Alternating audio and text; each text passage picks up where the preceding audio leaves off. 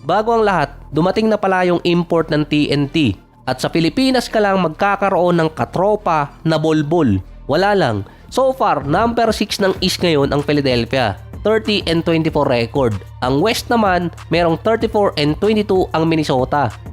After din ng All-Star Weekend, si Anthony Edwards, malaki di umano ang possibility na lumipat ng East dahil nagbigay ng cryptic message si Edwards na gusto niyang makasama si Jalen Johnson. Hindi na di umano makapag-intay na makauwi si Edwards at marami din kasing small forwards sa Atlanta.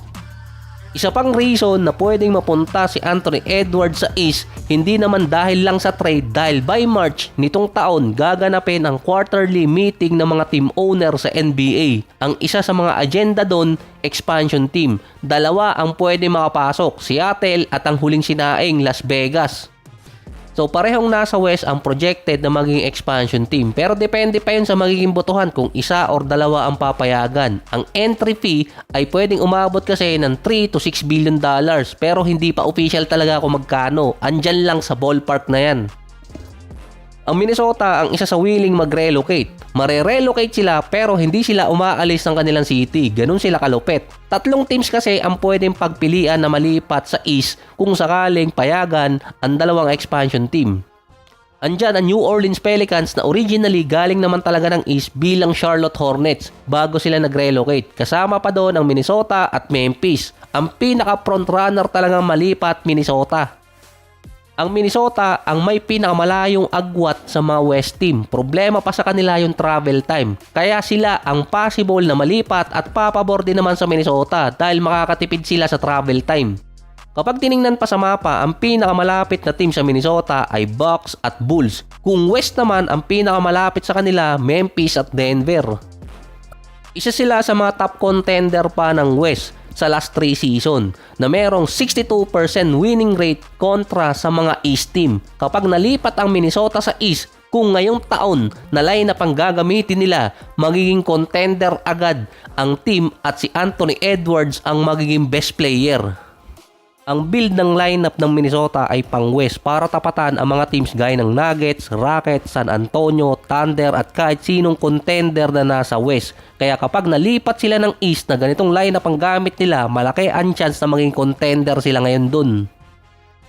Hypothetical na projection ng Minnesota kung sakaling 2026 lineup ang gagamitin nila kontra sa East at andun na sila magkakaroon ng 54 to 56 win record. Number 1 or number 3 record sila ng East. Sila din ang magiging best team over Boston, Cavaliers at Knicks. Dahil pa doon, mababawasan ang travel time nila dahil sila lagi ang pinakalugi kapag road games kontra sa mga West team.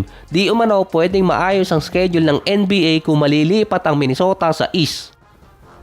Bukod pa doon, magkakaroon sila ng rival na team katulad ng Milwaukee Bucks dahil sila yung karibal ng Minnesota sa ibang mga major sports sa US.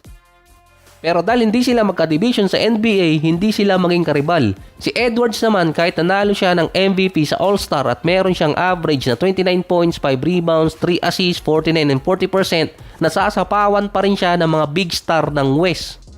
Lalo na yung merong malalaking media market. Kung siya mapupunta, si Edwards ang officially magiging best player ng conference. Madali siyang maimamarket ng media bilang susunod na face ng NBA dahil kapag nasa West siya, talo talaga siya kay Luka pogi na, hot pa kung usapan ng face.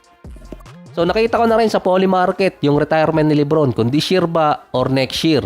Pero pwede pa kasing makapagsimula ng bagong trend itong si LeBron. Kay LeBron kasi nagsimula na yung mga player, retirement or current, merong mga podcast dahil sa media outlet money.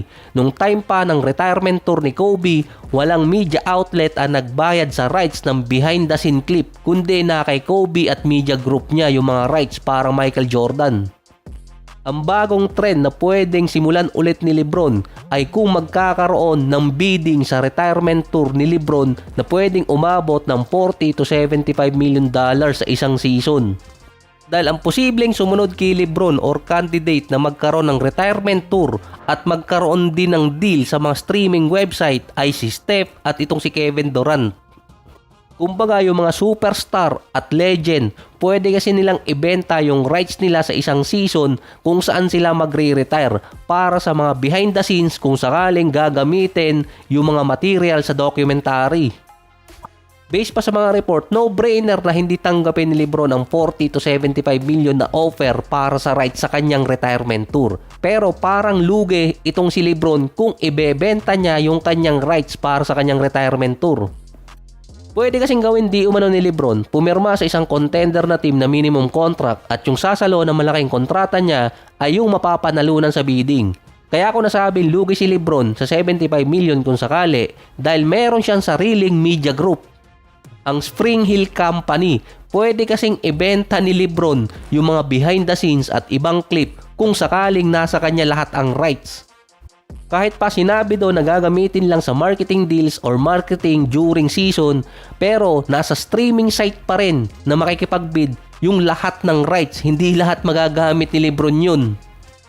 Imbes na kay LeBron lahat ng media materials mapupunta sa ibang media group at pwede pang kumita ng mas malaki.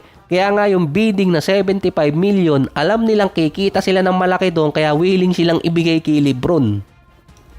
Pero nakadepende pa rin naman kasi yun kung anong deal ang kukunin ni LeBron at kung anong deal naman ang ibibigay ng streaming site na pwede makipagbid sa kanya.